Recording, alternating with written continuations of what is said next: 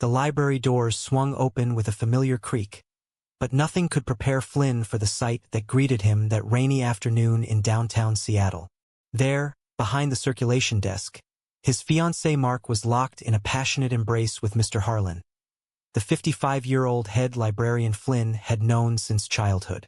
Time froze as Flynn's world crumbled, the betrayal hitting him like a freight train, forcing him to question everything he thought he knew about love, loyalty, and his own hidden desires. Flynn dropped his umbrella, water pooling at his feet as he stared, mouth agape. Mark pulled away from Harlan, his face paling to the color of the faded book spines lining the walls. "Flynn, this isn't what it looks like," Mark stammered. But the words rang hollow in the quiet space, interrupted only by the distant hum of the air conditioning. Harlan, usually composed with his wire-rimmed glasses and neatly pressed shirts, looked equally stricken, his hands trembling as he adjusted his tie. The library, once a sanctuary for Flynn during his turbulent teenage years, now felt like a cage closing in. Heart pounding, Flynn turned on his heel and stormed out into the storm, rain mixing with the hot tears streaming down his face. He drove aimlessly through the slick streets, his mind racing back to how it all began. Flynn had met Mark 3 years ago at a tech startup in the city, where Mark's charisma and ambition had swept him off his feet. They were the perfect couple on paper, both in their late 20s, successful and planning a wedding that their families approved of. But lately, cracks had appeared. Mark's late nights at work, his growing distance, and now this. Harlan, the man who had recommended books that helped Flynn come to terms with his sexuality in high school. It didn't make sense. By the time Flynn pulled into his apartment parking lot, anger had given way to a deep, gnawing confusion. He slammed the door behind him, collapsing onto the couch. His phone buzzed incessantly. Texts from Mark pleading for a chance to explain, calls from Harlan that he let go to voicemail. Flynn replayed the scene in his mind. The way Mark's hand had rested on Harlan's waist, the intimacy that spoke of something ongoing. How long had this been happening? And why Harlan, of all people?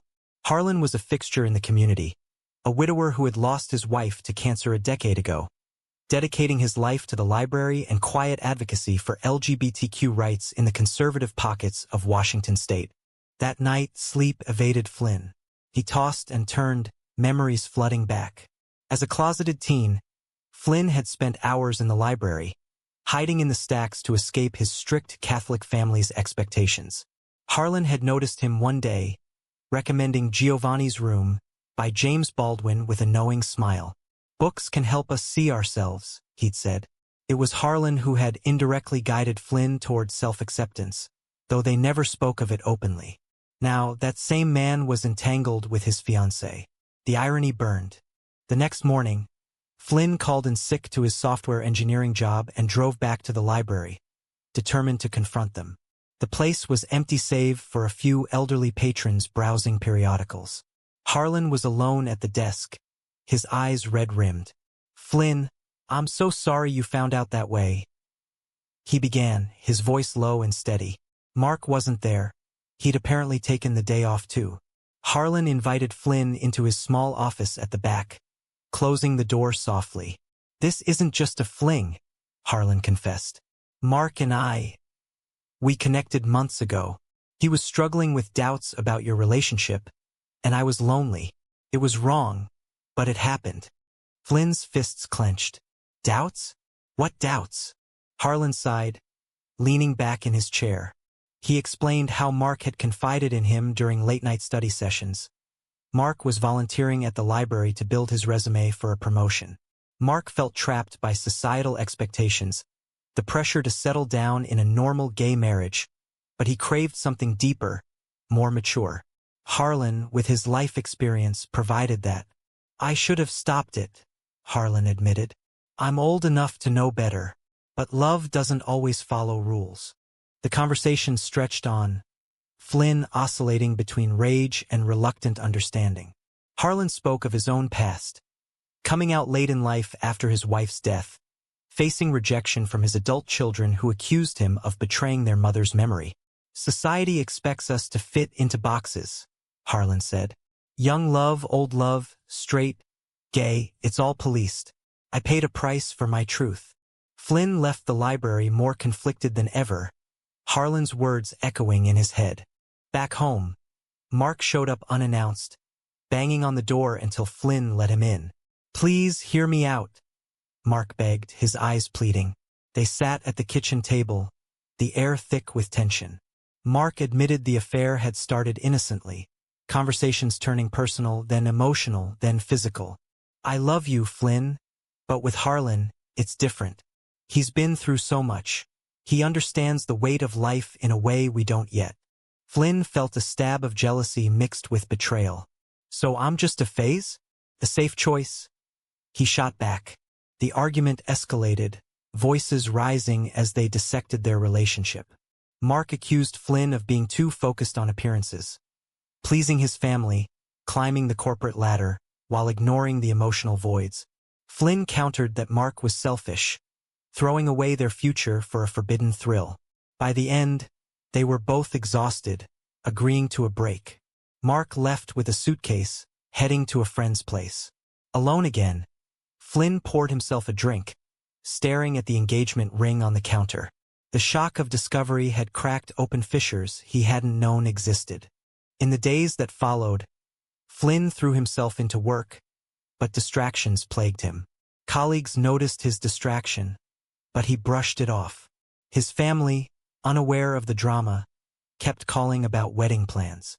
His mother, a devout woman from a small town outside Seattle, had reluctantly accepted his sexuality after years of tension, but only because Mark seemed respectable. How could he tell her now? The thought of her disappointment, the lectures on morality, made his stomach churn. One evening, Flynn found himself back at the library, drawn by an invisible thread. Harlan was closing up, the lights dimming. Can we talk? Flynn asked. They walked to a nearby coffee shop, the rain pattering against the windows. Harlan shared more about his life. The isolation of being an older gay man in a youth-obsessed community. The judgment from peers who saw him as predatory for dating younger. Age gaps invite scrutiny, he said. People assume exploitation, but it's often just two souls connecting. Flynn opened up too, confessing his fears of never measuring up to his family's ideals. His father, a retired military man, had drilled discipline and normalcy into him. Coming out had been a battle, won only through persistence. Now this scandal threatened to undo it all. What if I'm like Mark? Flynn wondered aloud. Trapped in a life that isn't mine? Harlan listened without judgment, his presence a balm. For the first time, Flynn felt seen not as a partner or son, but as himself. As they parted, Harlan's hand lingered on Flynn's shoulder a moment too long, sending a jolt through him. Was it comfort or something more? Flynn drove home, mind swirling with forbidden thoughts. The betrayal had awakened desires he hadn't acknowledged. Attraction to maturity, wisdom, depth. But pursuing that would mean crossing lines, becoming the betrayer himself. The moral quandary gnawed at him, sleep once again elusive. The scandal rippled outward, infiltrating Flynn's family life. His sister, Emily, called the next day, sensing something off from his terse texts. What's going on with you and Mark? She probed. Flynn deflected, but Emily was persistent, showing up at his apartment with takeout. Over Chinese food, he broke down and told her everything, the kiss, the affair, the conversations with Harlan. Emily's eyes widened. Harlan? The librarian Dad used to golf with? That's messed up. Emily, ever the pragmatist, urged him to end things with Mark and move on. Don't let this drag you down. You're young. Find someone your age. But her words stung, echoing societal biases Flynn was beginning to question. Ageism in the gay community was rampant, with apps and bars favoring youth. Harlan's stories had highlighted that, making Flynn defensive. It's not about age, he snapped. It's about betrayal. Emily backed off, but her concern lingered, planting seeds of doubt. Meanwhile, Mark wasn't giving up. He texted daily, alternating between apologies and pleas. One message stood out. I ended it with Harlan. For us. Flynn's heart raced. Was it true? He met Mark at a neutral park bench overlooking Puget Sound. Mark looked haggard, dark circles under his eyes. "I told Harlan it's over," Mark said. "I choose you." But Flynn pressed for details, sensing half-truths. Mark admitted Harlan had been understanding, even encouraging the reconciliation. He said if it's meant to be, fight for it. The reunion attempt felt forced. They tried date nights, but tension simmered. Flynn couldn't shake the image of the kiss, nor his growing curiosity about Harlan. During a therapy session Flynn started attending, the counselor probed his feelings. "Betrayal often reveals unmet needs," she said. Flynn explored his internalized homophobia, the pressure to conform to acceptable gay norms, monogamy, youth, success. Harlan represented a rebellion against that. Family pressure mounted when Flynn's parents invited him and Mark for dinner. Obliged to keep up appearances, they went. The evening was strained, his mother gushing about wedding venues, while his father grilled Mark on career plans. Under the table, Flynn's leg bounced anxiously. After dessert, his father pulled him aside. "You seem off, son. Everything okay?" Flynn nearly confessed but held back, fearing the fallout. "Just work stress," he lied. That night, back home, Mark confronted him. "You're distant. Is it Harlan?" Flynn denied it, but the seed was planted. An argument ensued, Mark accusing Flynn of emotional infidelity. "You've been talking to him more than me." It was true. Flynn had exchanged a few texts with Harlan, seeking advice. The fight ended with Mark storming out again, this time for good. "I can't compete with your confusion," he yelled. Devastated, Flynn sought solace at the library. Harlan was there organizing a Pride event display. "Mark told me," Harlan said softly. They talked late into the night, the library empty. Harlan shared his regrets. The affair had cost him friendships, whispers in the community labeling him a homewrecker. "I knew the risks, but loneliness clouds judgment." Flynn confessed his attraction, the pull toward Harlan's stability. "It's wrong," Flynn whispered. Harlan nodded. "Timing matters. You're hurting." But the connection deepened. Over coffee meetups, they discussed literature, life, identity. Harlan introduced Flynn to authors like Andrew Sean Greer, whose stories of midlife gay experiences resonated. Flynn felt alive, challenged. Yet guilt loomed, betraying Mark, defying norms. His therapist warned of rebound dynamics, but Flynn pushed forward. The turning point came at a family gathering. Emily, unable to keep the secret, had told their parents. Chaos erupted. His mother cried, "How could Mark do this?" And with an old man, his father thundered about decency, invoking religious morals. "This isn't the life I raised you for." Flynn defended Harlan, outing his own feelings. "Age doesn't define love." The room fell silent. His father stormed out, mother in tears. Emily apologized, but the damage was done. Isolated, Flynn leaned on Harlan. Their first real date was simple, a walk in the park. Hands brushed, sparking electricity. But whispers followed. Friends sided with Mark, calling Flynn opportunistic. Social media buzzed with subtle shade. Flynn lost followers, invitations dried up. The price of authenticity was steep. Harlan faced backlash too. At a library board meeting, a conservative member questioned his moral fitness, citing rumors. Harlan defended himself eloquently, but the stress showed. "I've fought for acceptance my whole life," he told Flynn later. "This could cost me my job." Flynn felt responsible, the weight of their choices crushing. As tensions peaked, Flynn received a call from Mark. "I'm moving to San Francisco for a new job. I wish you well." The finality hit hard. Flynn mourned the loss, but clarity emerged. He was choosing himself, flaws and all. Harlan's job hung in the balance as the library board deliberated. Supporters rallied, patrons who valued his contributions to inclusive programming. Flynn attended the hearing, speaking up, "Harlan has been a beacon for many, including me. Judge him on his work, not personal life." The board relented, but Harlan was placed on probation, a humiliating concession. The victory was bittersweet. Harlan's children, estranged since his coming out, reached out, angrily. His son accused him of embarrassing the family again. Dating someone half your age? It's disgusting. Harlan hung up, defeated. Flynn comforted him, but doubts crept in. Was this worth the pain? Social pressures intensified. At a gay community event in Seattle, stares and murmurs followed them. A former friend pulled Flynn aside. "You're better than this. It's predatory." Flynn bristled. Love isn't predatory. But the label stuck, eroding his confidence. Online forums debated age gap relationships, some defending, others condemning. Flynn read them obsessively, internal conflict raging. Family reconciliation seemed impossible. His father refused calls. Mother sent guilt-laden texts quoting Bible verses. Emily mediated, but progress was slow. "They love you, but this challenges everything," she said. Flynn grappled with moral ambiguity. Was pursuing Harlan right or selfish? The therapist encouraged self-forgiveness, but scars deepened. A crisis hit when Harlan suffered a health scare, a mild heart episode from stress. In the hospital, Flynn held his hand, fear gripping him. "I can't lose you," he whispered. Harlan recovered, but it forced reflection.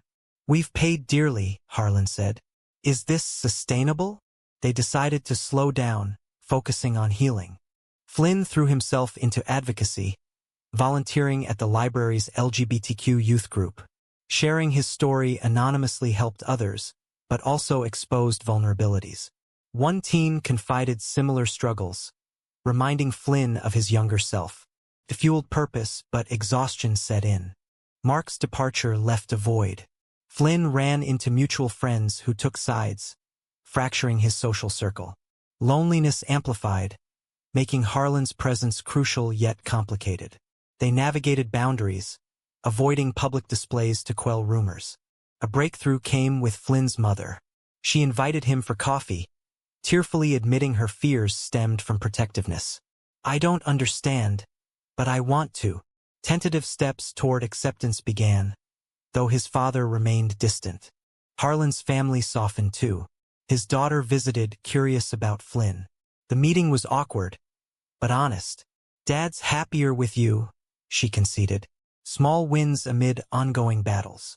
As months passed, their relationship solidified, built on mutual respect. But sacrifices lingered. Lost friends, strained family ties, professional hurdles. Flynn pondered the ethics. Had they hurt others irreparably? Mark had moved on, reportedly dating someone new. Relief mixed with remorse. In quieter moments, Flynn questioned his choices. The initial shock had led to growth, but at what cost? Harlan echoed the sentiment. Love demands sacrifice, but when does it become too much? Stability returned gradually. Flynn and Harlan settled into a routine, attending therapy together to address power dynamics and external pressures. Harlan's probation ended, his job secure thanks to community support. Flynn advanced at work, channeling energy into projects promoting diversity in tech. Family mending continued. His father, after months of silence, sent a curt email, "Let's talk." The meeting was tense, old wounds reopening. "I raised you to be strong, not to flaunt differences," his father said. Flynn countered, "Strength is living authentically." No immediate resolution, but dialogue opened. Socially, they found allies in older-younger couple groups, sharing experiences. It normalized their bond, reducing isolation. Flynn wrote an anonymous blog post about his journey, sparking discussions on ageism in LGBTQ spaces. Responses varied, supportive to critical, but it empowered him. Challenges persisted. A colleague outed their relationship at work, leading to subtle discrimination. Flynn filed a complaint, winning protections but straining office dynamics. Harlan faced similar at a conference, defending his life choices. Personal growth flourished. Flynn explored hobbies Harlan introduced, gardening, classic films, enriching his life. Harlan regained confidence, reconnecting with children. Holidays were mixed. Flynn's family invited Harlan cautiously, progress evident. Yet, ethical dilemmas haunted. Had the affair's fallout been justified?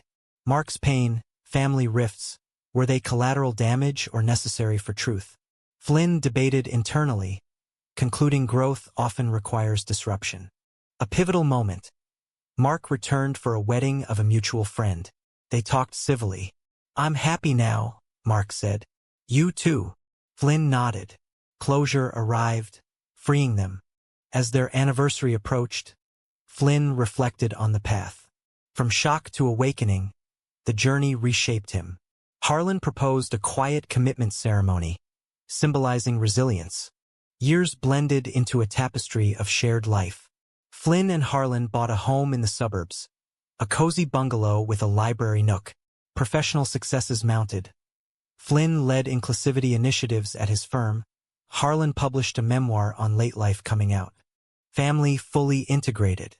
His parents attended their ceremony, his father offering a gruff toast. Love wins, I suppose. Emily became an aunt-like figure to Harlan's grandchildren, bridging generations. Community acceptance grew. They spoke at panels advocating against stereotypes. Backlash faded, replaced by admiration for their perseverance.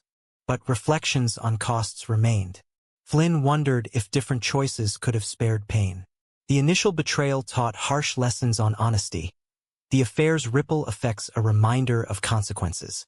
In the end, their story was one of redemption amid turmoil. Love, flawed and fought for, prevailed. Was it right for Flynn to pursue a relationship born from betrayal, or did the ends justify the means in the pursuit of personal truth?